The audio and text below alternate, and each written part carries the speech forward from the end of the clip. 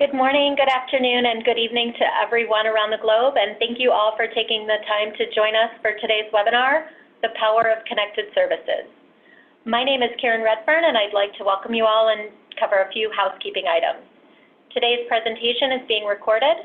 The recording will be made available for replay for those who are not able to join this live session. If you object to participating in a recorded session, you may disconnect from the webinar at any time. The recorded link and presentation deck will be distributed tomorrow via email, and you may listen to the replay at your convenience. All phone lines will be muted during the webinar. Questions may be submitted at any time through the Q&A feature at the bottom of your screen. Please use the Q&A feature to send your questions to all panelists. At the conclusion of the session, we will have a final poll question for you as well. So if you could please take the time to answer the poll, your participation is appreciated. I would now like to introduce our Diebold Nixdorf presenters for today, Dominic Hassler, Global Vice President, Head of Service Banking Portfolio, and Rich Johnston, Senior Director, Service Technology and Innovation. Welcome, Dom and Rich, and I will now turn the presentation over to you, Dom. Great, thanks, Karen, and hi, everybody. So I think let's get working right from the get-go. So to get things started, what I'd like to do is just put up a little poll and understand and level set with you guys where you are in your digitalization journey and your movement towards connected services. So you've got several options there, from you don't have a plan in place to you just starting to create one, or even you're not even sure at all. So please have a look at the options and just plump for what best suits your current situation, and we'll share some of the big ticket items with the audience in a second. Thanks, Dom. The poll is open, so if we could just ask, go ahead and submit your response. We'll just give it about another 10 seconds here, and we'll end the polling and share the results.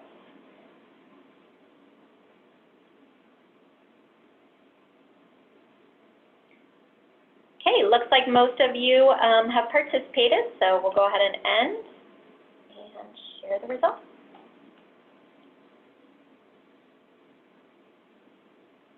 Okay, so we've got quite an even spread there. There's the majority of you who really are not sure as to where you're going with your strategy. So hopefully this afternoon or this morning will give you a good flavor of the sorts of things that we're doing within the Diebold Nixdorf service business that can really start moving the paradigm in terms of connected services and what they can deliver within a service organization. So this afternoon, we're going to talk about, first of all, the three key pillars of connected services for Diebold Nixdorf.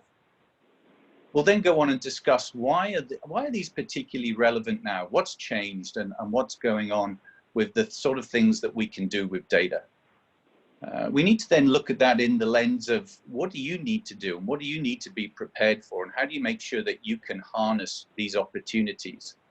And then I think it's good to spend a little bit of time of just understanding what is that data. We live in a world of control and compliance and data security.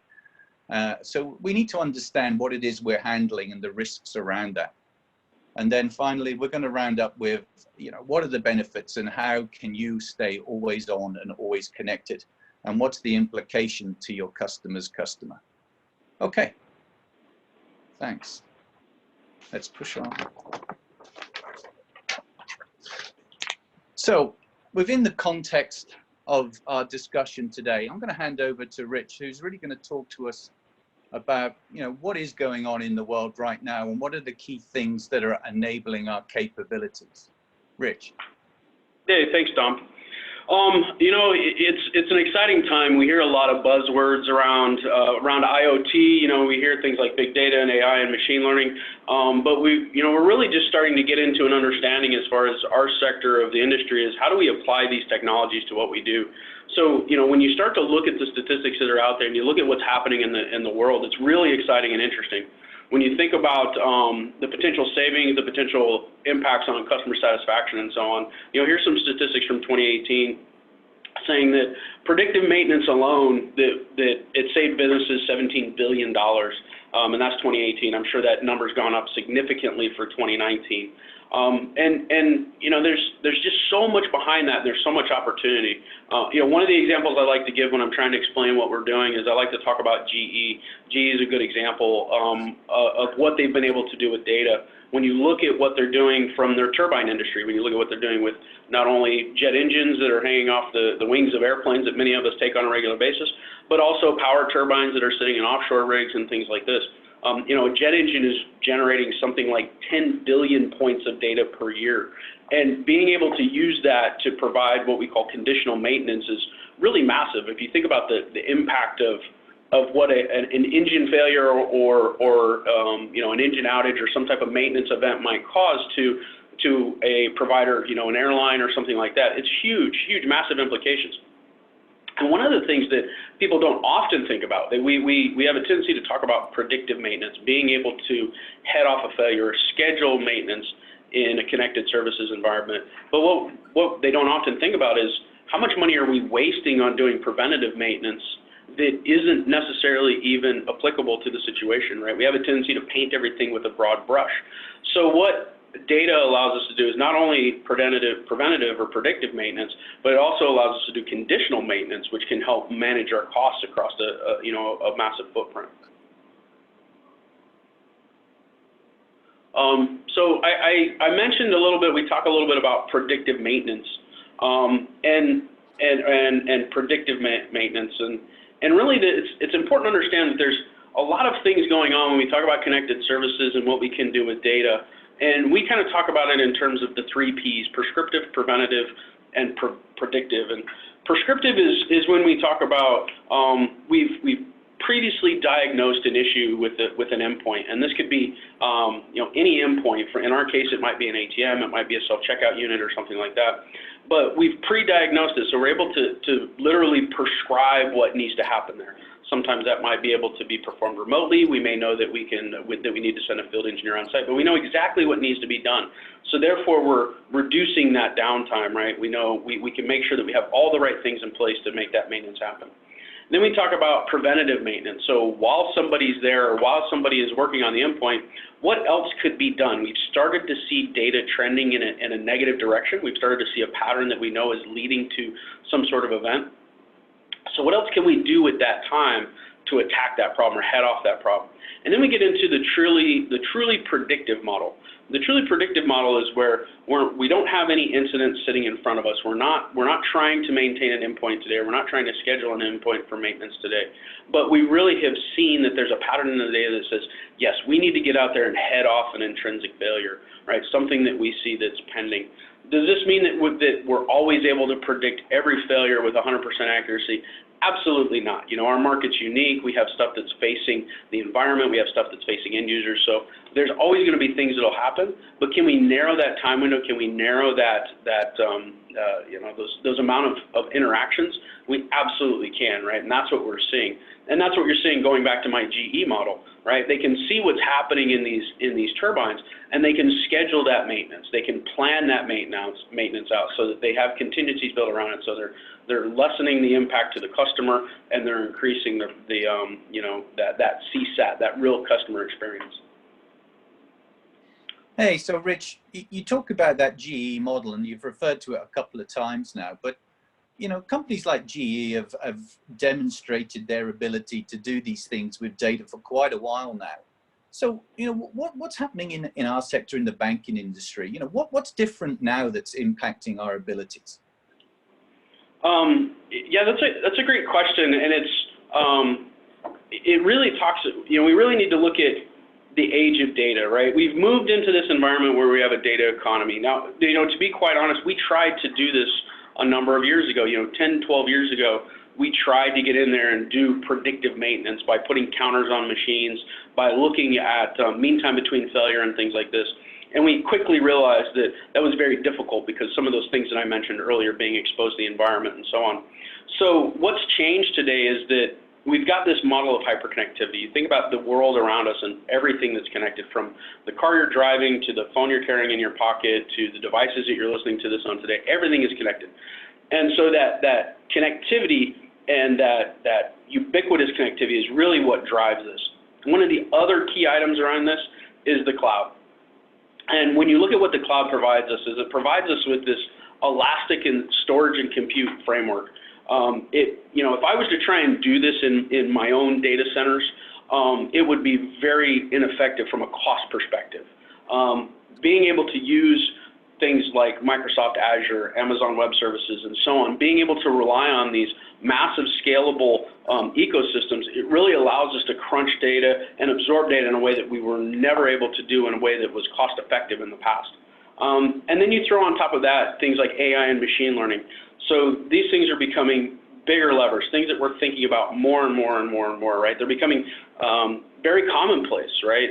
You look at what data scientists are doing across various industries, and being able to apply that AI and that machine learning to this centralized cloud data that's coming in from this hyper-connected IoT environment is really a game changer. That's why we're able to do this today. Okay, so I hear what you're saying about our capabilities of handling, manipulating, and analyzing data, but let's take that across to a banking environment, Rich, and what are the concerns around about handling this type of data, and what about security? Will we be telling the head of information security within a bank? Yeah, that's a great question, Dom, and this is one that what will often happen when we're talking to customers or we're working with users is you have the operations people that see the power in the data, that see what's possible. We're all trying to do this in all of our businesses, right? Whether you're a bank trying to curate a customer experience and do targeted marketing by harvesting their data, or whether you're us trying to reduce failures in our equipment. Security is always one of those key levers, right? So everybody wants to know, how are you moving the data around? So the people on the business side see this, they get really excited about it. And then you have the IT people that jump in and go, hold on a second, let's talk about security, right? And for us, we were very, very cognizant of that as we were building out the tooling.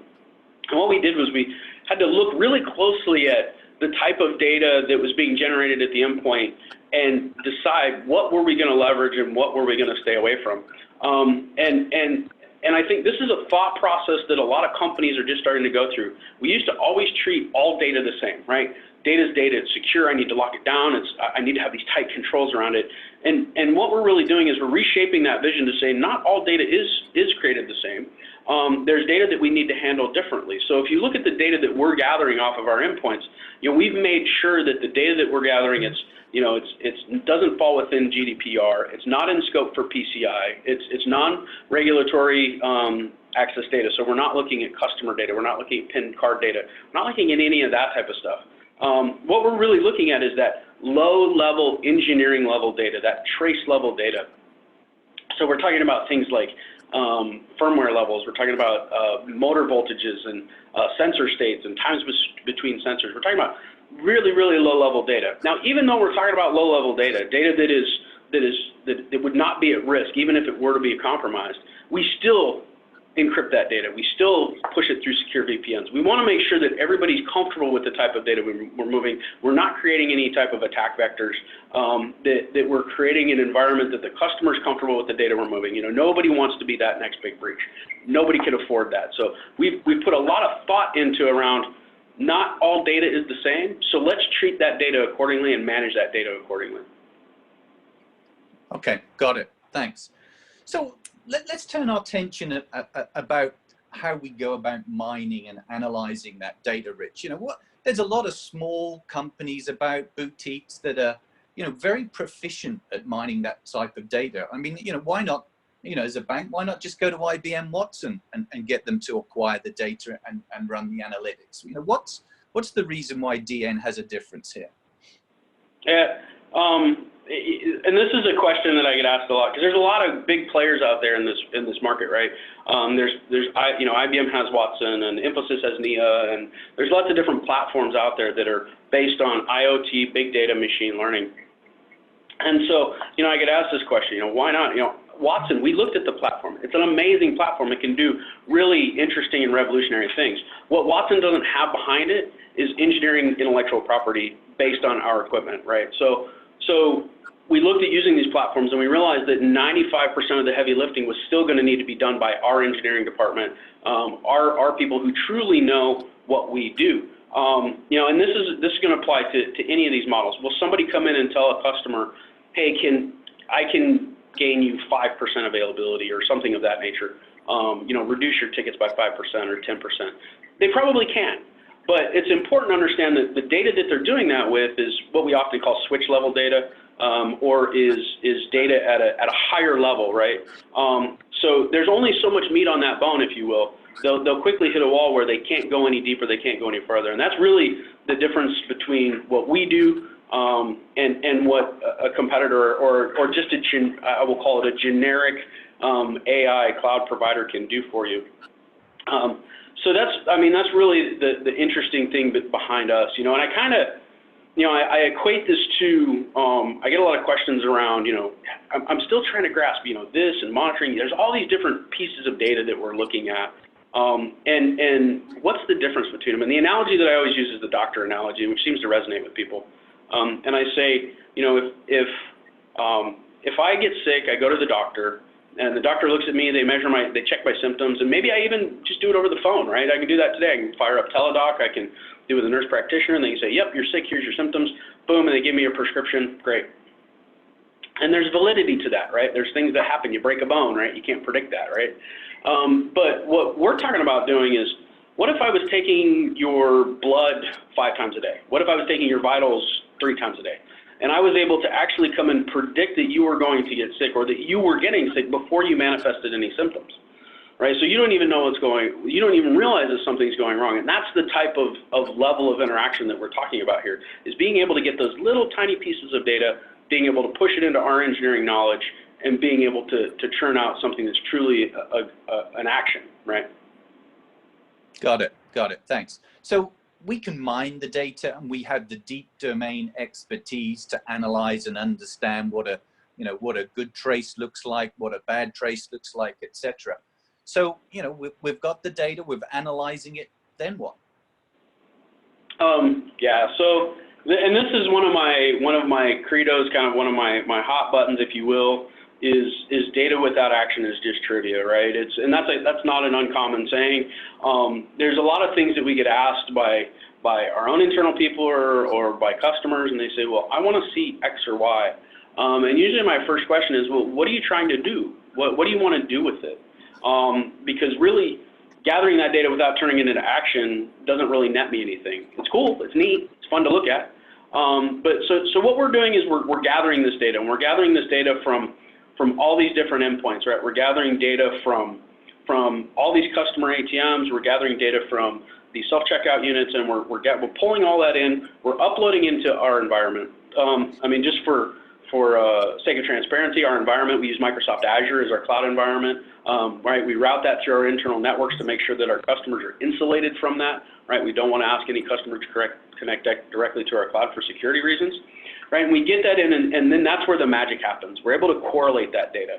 So we're taking the data, we're taking the machine level data, we're taking that sensor state data, we're taking that motor data, and we're correlating that with a few different things. We're correlating it with service call history, right? We know a lot about that piece of equipment. We know what's been done to it. We know when the last service was done. We know what parts have been replaced and consumed on that piece of equipment. We're also, one of the big powers of this is we're leveraging the entire fleet. Right, and this is one of the things going back to the IBM discussion. We're able to go, we're not just looking at a single customer that has 10 machines, 100 machines, 1,000 machines, 10,000 machines. We're looking at tens of thousands of machines, and we're measuring across that entire footprint. We're able to correlate those to almost, if you will, create a unique personality for each one of those endpoints, right? So if you think about two terminals, right, on paper they may look identical.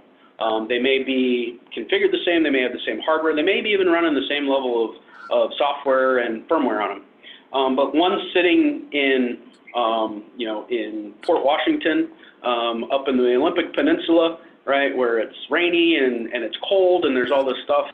One's sitting in Abu Dhabi, and one is sitting in Bangkok, Thailand, right?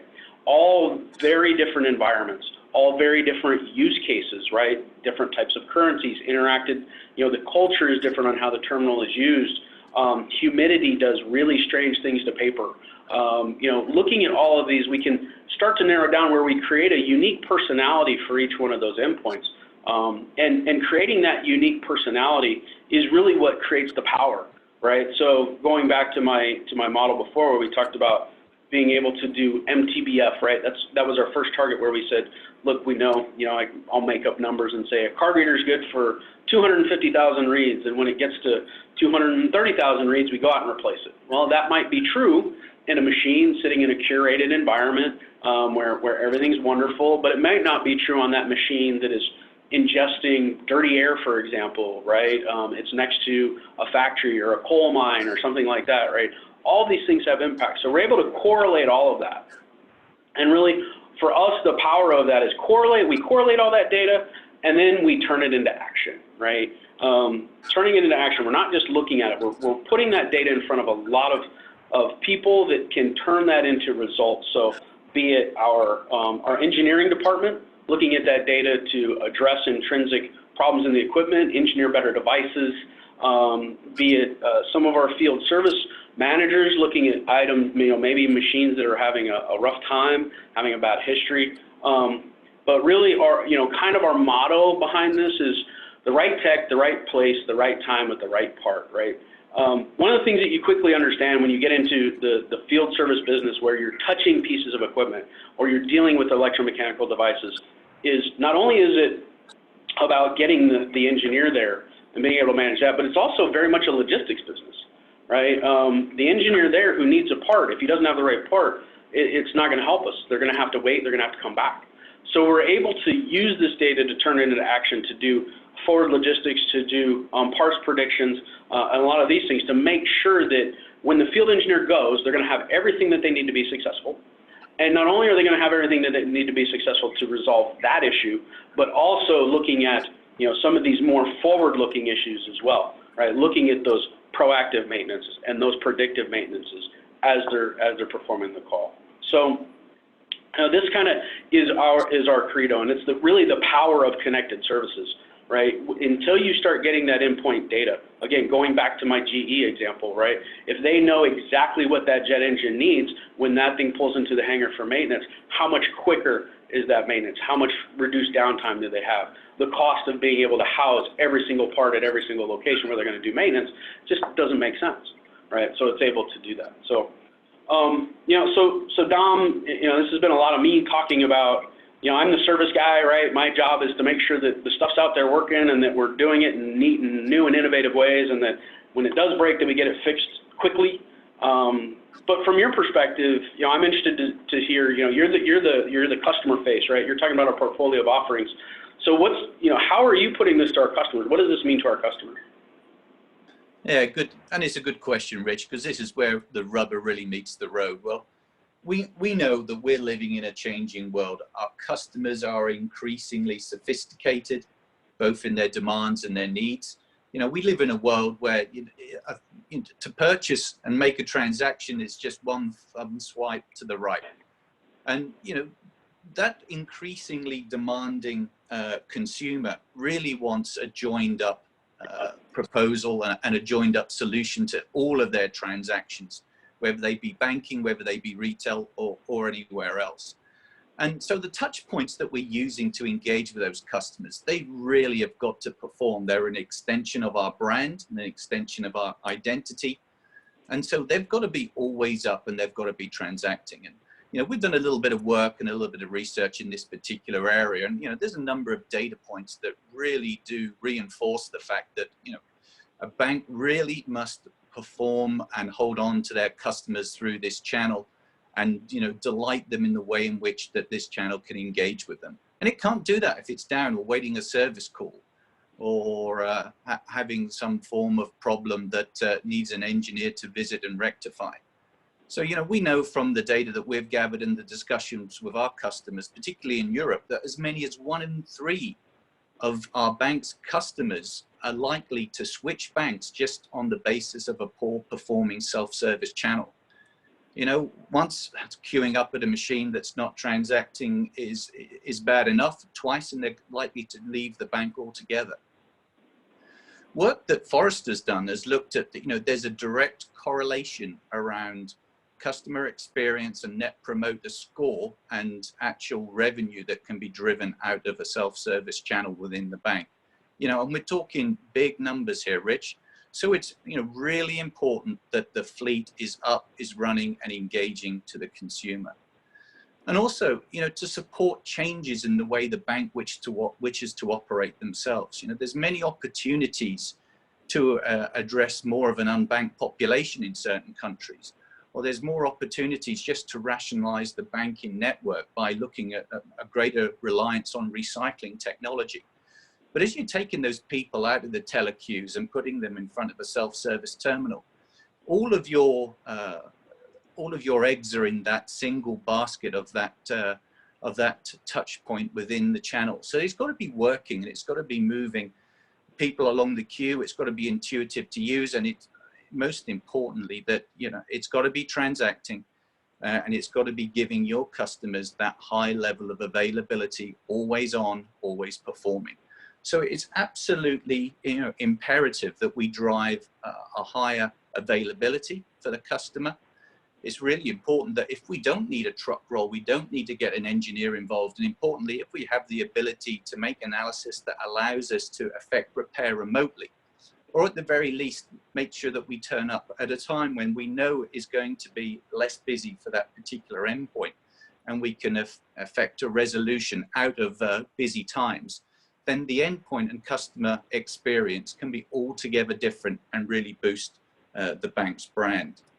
So having that higher level of availability is just so much more important in these days. We have a forgiving set of customers that, or an unforgiving rather set of customers that really do have high demands and high expectations that we need to meet head on using the power of connected services. Okay. Thanks, Tom.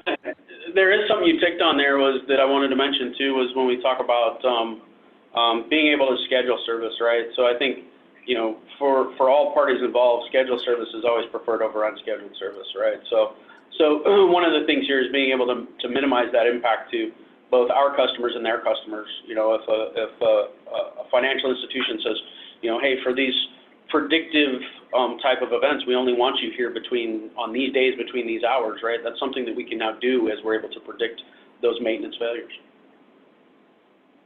Yeah, really important, Rich, as I say. Thanks. Okay, so I think just we've got another poll coming up now, but before we do that, let's just have a quick recap on all of the key points mentioned. So we're living in a world of Internet of Things enabled talking devices.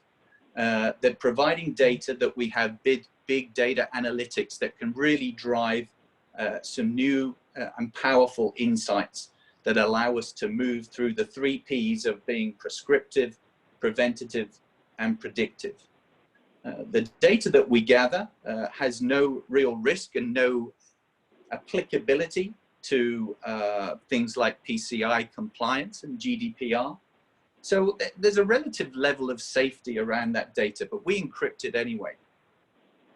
And importantly, we're really delivering a capability that means that we have the right technician with the right skills, attending at the right place at the right time, already with the right part. And he has the ability to go straight into a remedial action. He doesn't need to do a diagnostic and figure out what's going wrong. He goes right into that immediate repair because he's been armed with the data and the insights that tells him exactly what he needs to do on site, which means we can drive a much better customer experience through that self-service channel. Okay, so I think before we go into a Q&A, I think we're just going to move to another poll. And Thanks just so for much. you, sorry, Karen, over to you. That's okay. Thanks so much. I did just launch the poll. We will not be sharing the results to this one. So if anyone would like to be contacted and speak with someone at Diebold Nixdorf about connected services for your organization, please just let us know, and we'll make sure that someone follows up with you after the call.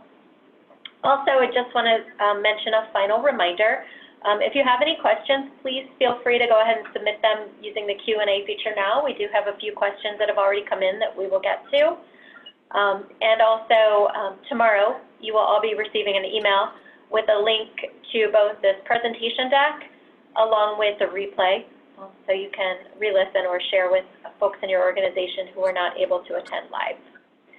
So I will go ahead and end the poll now, and we will move on to the Q&A feature.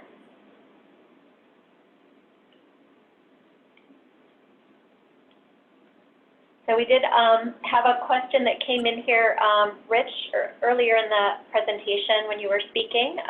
So I'll address it to you, but Dom, if you'd like to pipe in as well. The question came in regarding how do you engage with your local market when only 33% of your bank population uses technology? Yeah, so I think what the question is being asked is about a third of our fleet are what we would call managed services units today. These are what we are already connected to. But I think it's important to know that what we're talking about here is not a unique managed services offering, right? This is what we're talking about as far as using this to do service going forward. It doesn't have to be a managed services engagement. I know that if you've been looking at our new DN series platform, in order to attach service to our DN series platform, we're saying we need connectivity. It is one-way connectivity.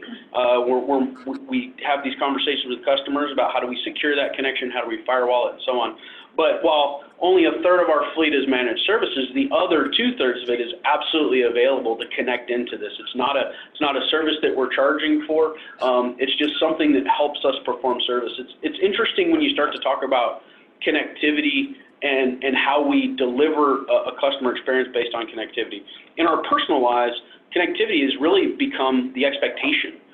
If you think about if I'm going to use an app on my phone, if I'm going to use Lyft or Uber are ones that always come out, things like that, right? I have to send them my information, right? They have to know where I'm at, they have to know where I'm going, they have to know these things, and I have almost this expectation of connectivity, this expectation of data being harvested on the backside to create an experience for me.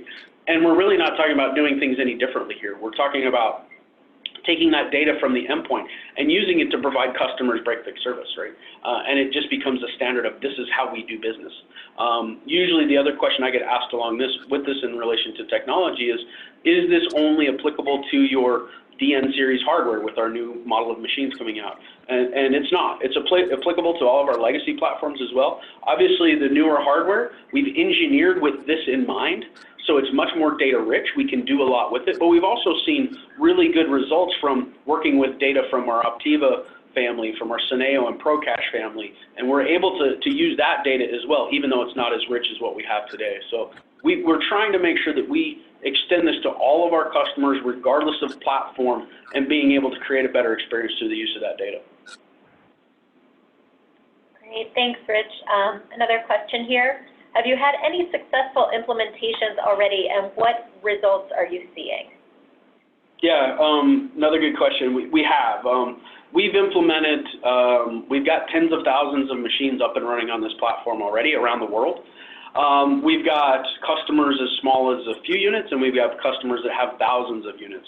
And we've seen wrapping this into other programs, right? We talk about people process technology, right? Going back to my data without action is just trivia.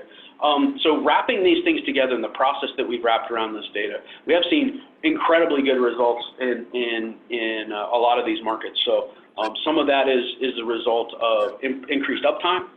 Some of that is completely avoided failures.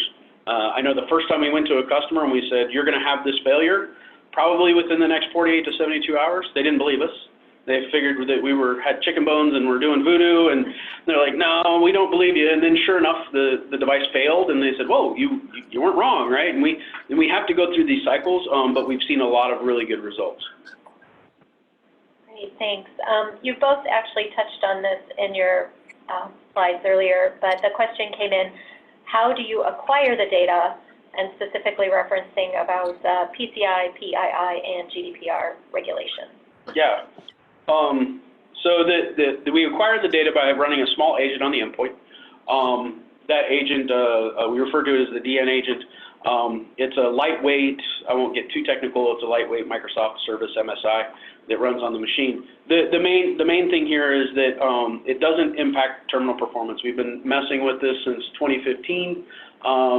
And so we know that it does not impact terminal performance because we've been running it for over 5 years and never had an issue of it impacting terminal performance. Usually the next question that we get asked is what type of data you're pulling. A lot of this data is data we already have access to, but it requires that we send a field engineer on site to gather that data. So if it's the sensor state data, right? And it's that low-level data. One of the questions I'll get asked from customers is they'll say, "Can you tell me the number of transactions between failures?" And I can't. I actually can't even tell you how many transactions the machine has done because that's at a higher level of data. I'm buried so far down in the machine, I can tell you some things like how many notes have moved since the dispenser through a failure or something like that, but it's really keeping that down low. One of the other questions that I get asked is what amount of data, right? How much are you moving through my network? Because a lot of times, we need to be good stewards of our customers' network. If you're entrusting us, bandwidth is not free. Rather, it comes from you maintaining your own infrastructure, or whatever the case may be. Bandwidth is not free. We need to be good stewards of the network. So we find that in our current machines, the DN series, we're talking about 4 megabytes per terminal per day. So again, it's a very small packet of data. In some of our older terminals, when we're looking at some of like the Optiva series, I think we're talking about 10 megabytes per terminal per day. Still pretty small volumes when you look at the traffic through an overall network. Hey, Rich.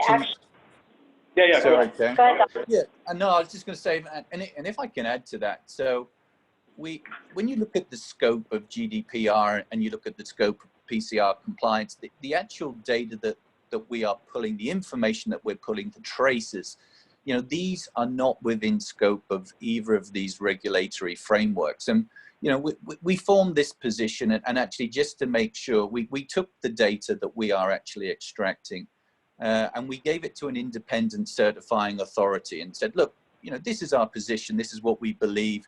No issues, no actual, it has no bearing on either of these regulatory frameworks.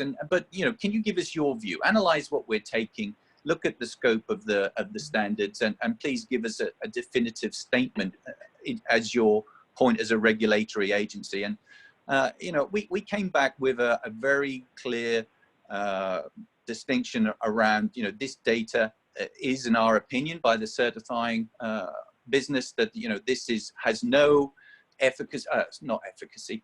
It has no bearing on GDPR, no bearing on PCI compliance. So, it offers in those regulatory cases no risk whatsoever. So I think that's important that we're just clear on that point. Yeah, and I can add to that too, Don, that we've gone through great lengths to make sure that the environments that we're processing that data in are also outside of PCI scope. So if you know a lot about PCI, complying with adjacency rules and being able to firewall off those environments and create logical separations, it's something that we've done. We've taken a lot of care to make sure that we can state that we're out of PCI scope. Great, thank you guys both for your input on that. We do have another question that came in, two-parter here. Is the solution only available for DN machines, or is it a multi-vendor solution?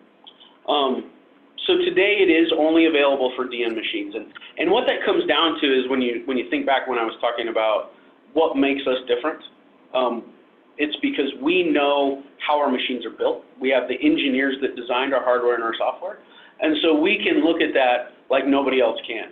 I can't say that about another vendor's hardware, right? I don't know how it's built.